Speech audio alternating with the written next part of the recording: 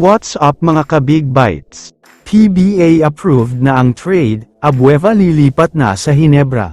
Pero bago ka sana magpatuloy sa panunood ay huwag mong kalimutang mag-subscribe sa aking YouTube channel. May konting update lang tayo tungkol sa player ng Hinebra na si Raymond Aguilar, dahil ayon sa management ng Hinebra, kung may isang player daw na hindi na nila bibitawan, ito ay walang iba kundi si Raymond Aguilar. Siya daw kasi ang dahilan kung bakit lumalabas talaga ang husay at galing ng isang player. Sinabi na nga mismo noon ni Christian Standhardinger na si Raymond daw ang dahilan kung bakit mas lumabas ang laro niya. Ayon pa sa Hinebra management, sa Hinebra na daw magre-retire itong si Raymond Aguilar, kahit sino pa daw ang ibigay ng ibang team na kapalit. Hindi talaga sila papayag dahil hindi na nila bibitawan itong si Aguilar. Samantala, lumipat na tayo ngayon sa usapan tungkol kay Calvin Abueva. Alam naman nating lahat na noon pa man ay madami na talaga ang kumakalat na balita tungkol sa pagbibitaw ng Magnolia Hotshots kay Abueva.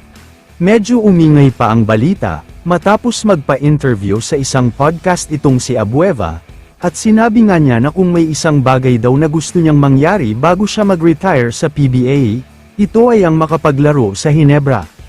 Kaya naman ayon sa mga source, nakiusap na daw si Abueva sa management ng Magnolia, na kung pwede ay bitawan na siya at gumawa ng trade para malipat siya sa Hinebra, sobrang pangarap daw kasi niya na mangyari ito.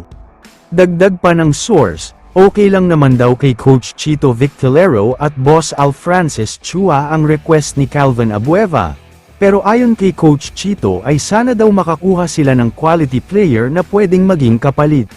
Nasabihan na nga daw si Commissioner Willie Marshall tungkol sa blockbuster trade na ito. Approved na daw sa kanya basta maging patas ang trade, at kailangan daw maghanap ng Hinebra ng ibang team na papagitna sa trade.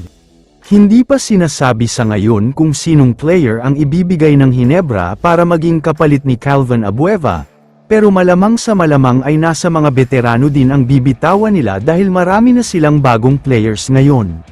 Pero sa tingin ko naman, mukhang hindi na dapat kunin pa ng Hinebra itong si Abueva, dahil hindi bagay ang style of play niya dito, hindi kasi niya makontrol ang emosyon niya, isang bagay yan na ayaw ni Coach Team. Kaya naman kung kayo ang tatanungin, ano ang masasabi niyo sa trade na ito? I-comment mo naman ang opinion mo tungkol sa tanong na ito. Dito na muna nagtatapos ang video na ito. Maraming salamat sa panunood mga ka-Big Bites. God bless sa inyong lahat.